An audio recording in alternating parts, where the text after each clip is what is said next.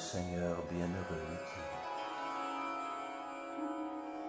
celui qui attache sur ma forme personnelle son mental et toujours s'engage dans mon adoration, plein d'une foi spirituelle ardente, celui-là, je le tiens pour le plus parfait. Quant à ceux qui tout entiers se vouent au nom manifesté, à l'indéfini, inconcevable, inaccessible au sens, omniprésent, fixe, immuable, le concept impersonnel de la vérité absolue. Ceux-là dont le culte consiste à maîtriser l'essence, se montrer égal envers tous et œuvrer pour le bien universel. Certes, ils finissent aussi par m'atteindre. Pour eux, cependant, dont le mental se lie au non manifesté, à l'aspect impersonnel de l'absolu, le progrès sera fort pénible. Avancer par cette voie est toujours difficile pour l'être incarné.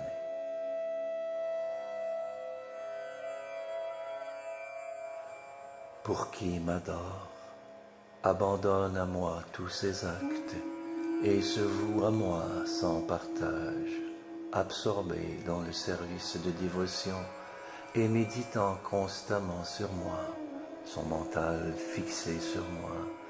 Pour celui-là, ô fils de Pritha, je suis le libérateur qui bientôt l'arrachera à l'océan des morts et des renaissances.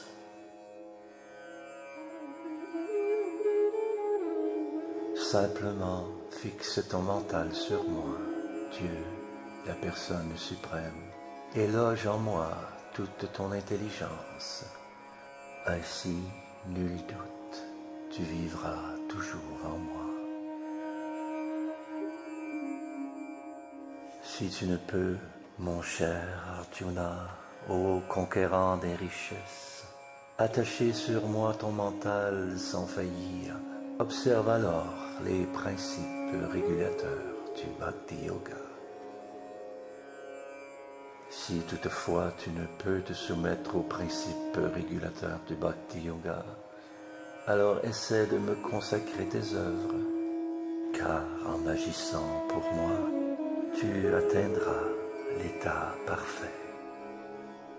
Et si tu ne peux même agir dans cette conscience, alors efforce-toi de renoncer à tout fruit de tes actes et en l'âme d'établir ta conscience. Mais si à cette pratique non plus tu ne peux te plier, cultive alors la connaissance. Supérieure à la connaissance néanmoins est la méditation, et supérieure à la méditation, le renoncement au fruit des actes, car ce renoncement peut conférer pour le mental toute paix.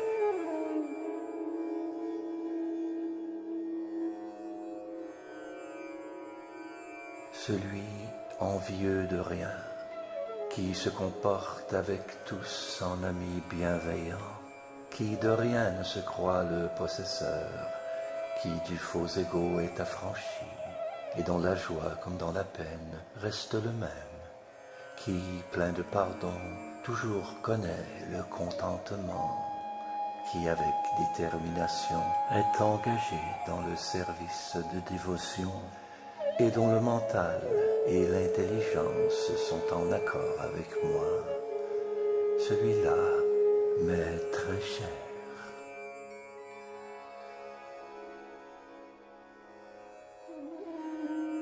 Celui qui jamais n'est cause d'agitation pour autrui, et que jamais non plus l'agitation ne trouble, que joies et peines n'affectent pas, celui-là m'est très cher.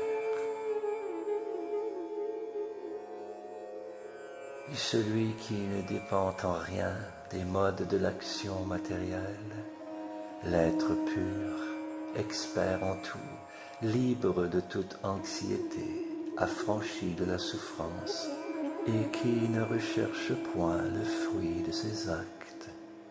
Celui-là, mon dévot, m'est très cher. Celui qui ne se saisit ni de la joie ni de la peine, qui ne s'afflige ni ne convoite, qui renonce au favorable comme au défavorable, celui-là, mon dévot, m'est très cher.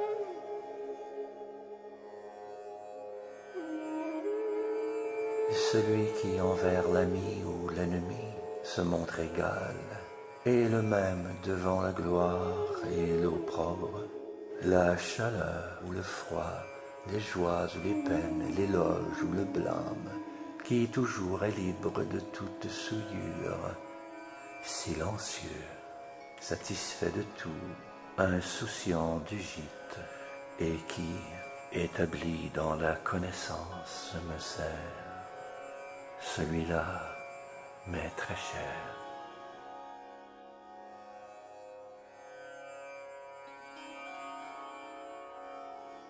Celui qui, plein de foi dans cette impérissable voie du service de dévotion, s'engage tout entier, faisant de moi le but suprême, celui-là m'est infiniment cher.